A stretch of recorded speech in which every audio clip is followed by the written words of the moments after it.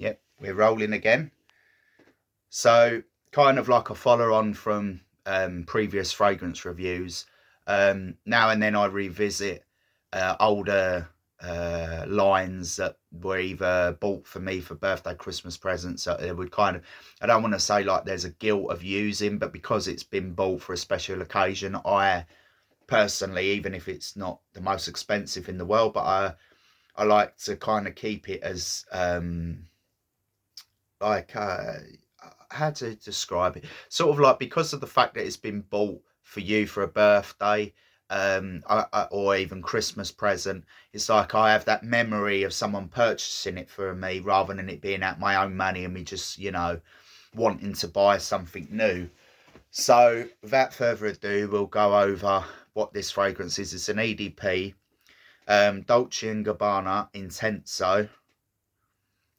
Yeah, EDP Pour Homme. So to kind of recap again, EDPs tend to be longer lasting, not necessarily more projecting on the short term like an EDT, but the performance and longevity tends to be a bit better.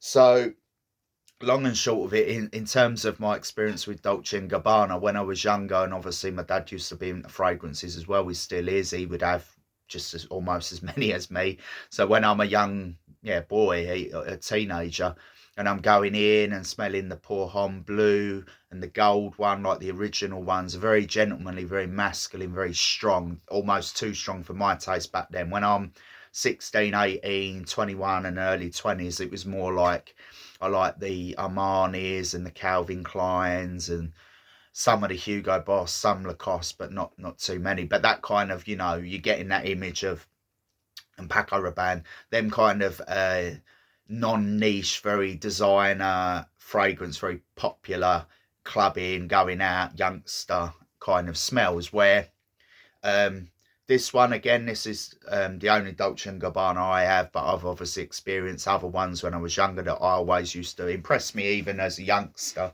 but they were very strong. And it again, without going right into specifics, in comparison to the original Dolce and Gabbanas, and I think the light blue, I think I've smelt before, but not on me personally. That's a bit lighter. This is following that kind of trend of being masculine, but you could almost say powdery and a bit sweet and almost unisex for me. So again, it was a big surprise because I've had this a few years, probably I think 4 years.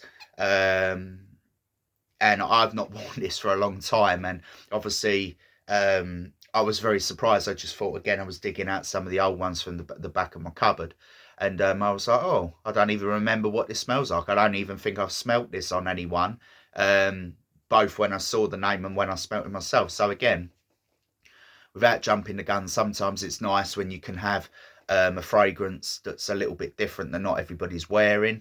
And again, I'll go over the notes and pricing, and then we'll do the smell test. So Dolce & Gabbana Intenso EDP. Prices vary a lot. I just put a side note of that. So it can be anywhere from 70, 80. Some places it was cheaper, but then it was not in stock, because again, it's a few years old. And so this is the 75 mils. So obviously this was bought for me. So I'm not sure how much my mum or dad, I can't even remember. I think it might have even been my mum that bought it. Was at the time. 75 mil. So let's just say the price ranges dramatically, and it's not, I don't want to say super popular, and it's not super easily obtainable. So prices vary, but again, let's say ballpark figure for 75 mil, £70. So top notes: lavender, water notes, basil, marigold and geranium. Middle notes: tobacco, hay, clary sage, maple accord and bran. Base note: sandalwood, cypress, musk, amber and labdanum.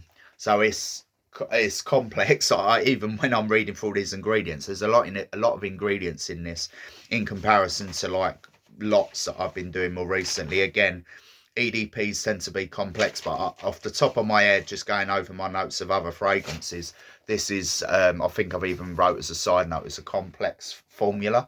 But yeah, I'll be honest, I don't want to say it's disappointing. I already say it's above average. It's pretty nice and refreshing and different, especially for this house, and especially for the fact, a bit like the Ms. Izzy Miyake one that I did prior to this video that I'll upload shortly.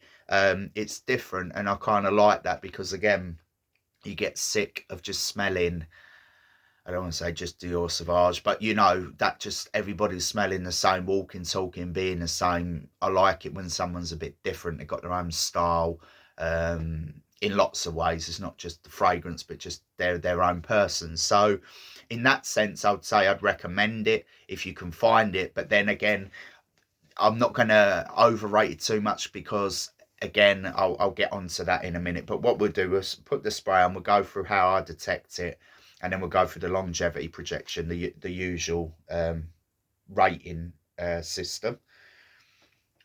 Make sure it's right.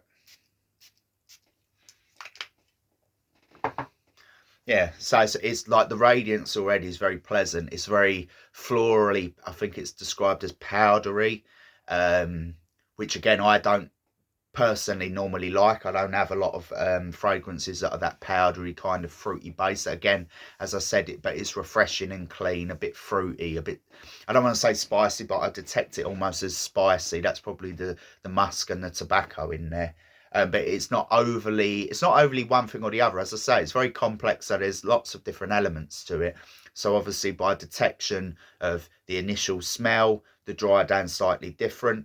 I don't want to say I prefer one or the other, because personally for me, if I was to go into a shop and buy this back in the day, I probably wouldn't have liked it, hence why I probably didn't wear it so much a few years ago. But as I've got older, I've learned to appreciate more complex fragrances that are different, as I alluded to earlier. So let's go in there for a closer inspection. Yeah, so florally, powdery, relaxing. I would say maybe like date or meal environment, or chilling at home. Not for the gym, not really for clubbing either. Although if you did smell this in passing, male or female, as I said earlier, is more of a unisex. It's a mixture of masculine and feminine notes and masculine notes and elements are combined. So again, a bit different. I know that the dry down changes not dramatically, but it becomes almost more masculine, which is, I don't want to say bizarre, because it's just different. And that's kind of the point I make with this. It's different. It both in comparison to my experience with Dolce & Gabbana before, where it tends to have a bit of that sweetness, but it's a much more projecting, radiant, masculine, like powerful Italian fragrance, similar to Armani in a way, where I find a lot of the Armani's sweeter. Again, we won't go into all Armani's because we'll go off on another tangent. But yeah, I do like this. It's different. I like how it morphs and changes more from the feminine, sweet, powdery notes. But in terms of radiance, that's where it falls down a bit for me. Again, in comparison to other EDPs, the longevity, I'd say, is anywhere from 4 to 6 hours on my skin, which is about average for an EDP. The radiance is what lets it down, though, and the fact that the first hour or so, not being specific, but let's just give a kind of ballpark figure, the first 2 hours, it's very sweet and powdery, which personally, to my taste, I prefer just a more like a masculine from the start. But again, as I go back to and allude to, it's different and it's wearable, and there's multiple environments you can wear it for. But if it was me talking how I see it, how I perceive it, I would say more of like a date, meal or chill environment. So much so that even certain women could wear this because of the, as I said, the opening and it's a very complex formula. So again, you can kind of see how I'm wording this in my review itself is kind of mixed. But if I was to give it a rating, I would say, because it's different, and again, I'd say that there's certain marks that I could give, where a minimum I would give it is a 7.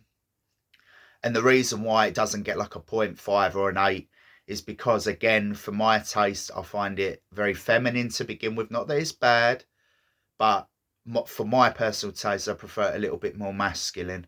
It's different though, and I give it a 7 out of 10.